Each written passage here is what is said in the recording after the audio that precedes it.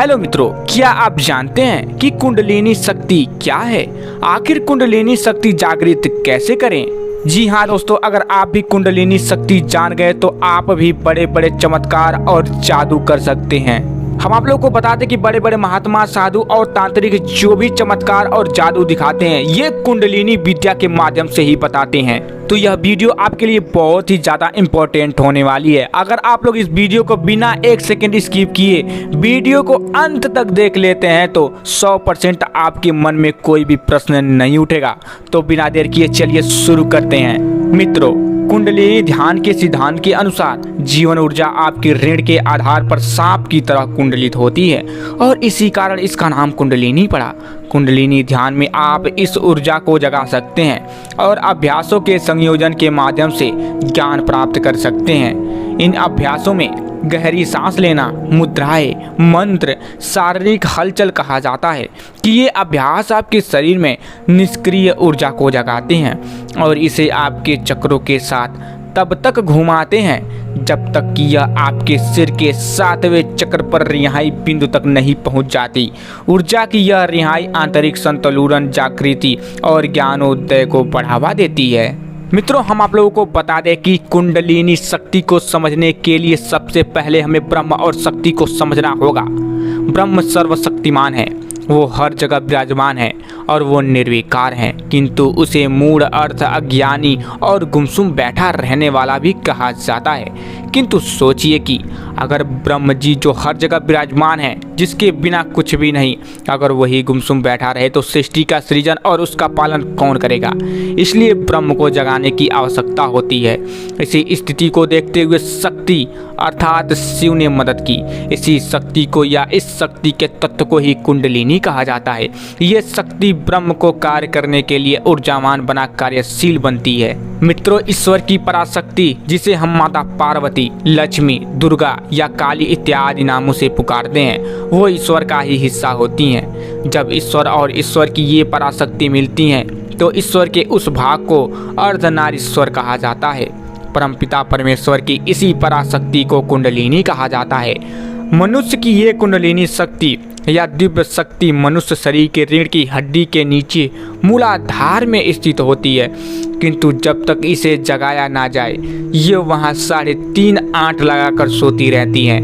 इन्हीं आंटों को कुंडली कहा जाता है और क्योंकि ये शक्ति है तो इसे कुंडलिनी शक्ति कहा जाता है। इसके जागरण की प्रक्रिया के दौरान ये शक्ति ऊपर की तरफ बढ़ती रहती है। इस शक्ति पर ईश्वर का नियंत्रण होता है, इसीलिए इसके इतने शक्तिशाली और प्रचंड वेग के होने के बाद भी ये अनुशासित और नियंत्रित रहती है।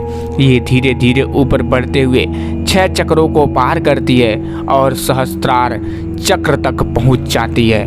मित्रों, कुंडलिनी में 3 चक्र, 3 कोण, 3 भूपूर, 3 स्वर के मंत्र और इसके 3 ही पहलू होते हैं। इसका कारण यह है कि इसमें तीनों ईश्वर, ब्रह्मा जिन्होंने सृष्टि को बनाया है, विष्णु जो सृष्टि के पालन करता है और महेश जो सृष्टि का संहार करते हैं, वे तीनों इसी कुंडलिनी में विराजमान हैं। इन्हें त्रिदेव भी कहा जाता है क्योंकि कुंडलिनी शक्ति या ऊर्जा शरीर के हर हिस्से में विराजमान होती है।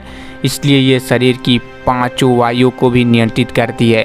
इन्हीं 5 वायु की वजह से ही मानव शरीर की रचना होती है और वो मानव शरीर को पकड़े और आकार दे पाते हैं। ये 5 वायु कुछ इस प्रकार है, चलिए हम आप लोगों को बताते हैं।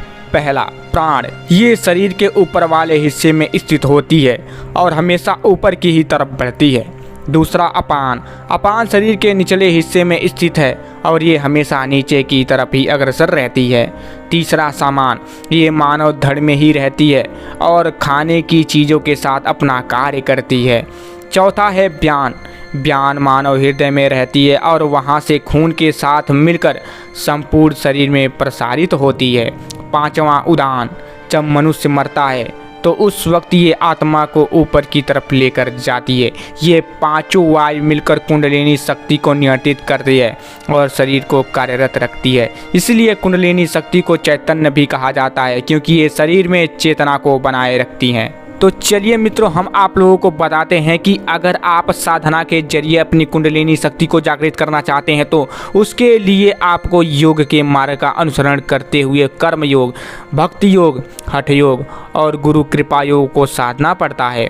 साथ ही आपको प्राणायाम, योगिक क्रियाएं और ब्रह्मचर्य का पालन भी करना होता है। इन सब नियमों के पालन के अलावा आप में अनुशासन, धैर्य और सहनशीलता का होना भी अति आवश्यक है। मित्रों, कुंडलिनी शक्ति का जागरण मात्र आध्यात्मिक प्रगति से ही संभव है, जिसके सरल और सही मार्ग है साधना। तो आप साधना के जरिए अपनी कुंडलिनी शक्ति को जागृत कर सकते हैं, जिसके लिए आप साधना के 6 मूलभूत तत्वों को जरूर ध्यान में रखें। ये 6 तत्व आपके मार्ग को सरल बनाते हैं, किंतु जब गुरु द्वारा शक्तिपात किया जाता है तो इससे शिष्य के पास एकदम से अचानक आध्यात्मिक शक्ति आ जाती है और वो इस आनंदमयी अनुभव को जीने लगता है। इसके अलावा अब उसे सिर्फ गुणात्मक और संख्यात्मक स्तर में इजाफा कर उसे कुंडलिनी शक्ति को जागृत करने की दिशा में अग्रसर होना होता है। इससे साधक का विश्वास भी मजबूत होता है। कहा जाता है कि अगर कोई साधक भक्ति मार्ग के जरिए अपनी कुंडलिनी शक्ति को जागृत करता है तो उसका भाव जागृत होता है, और यदि वो ज्ञान मार्ग में कुंडलिनी शक्ति को जागृत करता है तो उससे उसे दिव्य ज्ञान की अनुभूति होती है। तो चलिए मित्रों, हमने आपके लिए एक साबर मंत्र दिया है। वो नाथपंथी मंत्र है और अनुभूत मंत्र भी। तो चलिए उस मंत्र को हम आप लोगों को बता देते हैं। तो मंत्र इस प्रकार है: ओम ह्रीं मम प्राण देह रोम प्रतिरोम चैतन्य जागराय ह्रीं ओम नमः। मित्रों, यह कुंडलिनी शक्ति साबर मंत्र है। चलिए हम आप लोगों को आगे भी मंत्र बताते हैं, लेकिन पहले इसकी विधि बता देते हैं। इस मंत्र का जाप करने के लिए आप किसी भी माला का इस्तेमाल कर सकते हैं। बेहतर होगा सिद्ध रुद्राक्ष की माला का इस्तेमाल करें।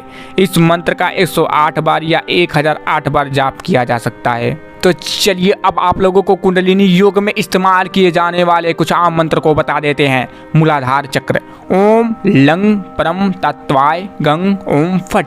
स्वाधिष्ठान चक्र: ओम वंग वंग स्वाधिष्ठान जागराय जागराय वंग वंग ओम फट।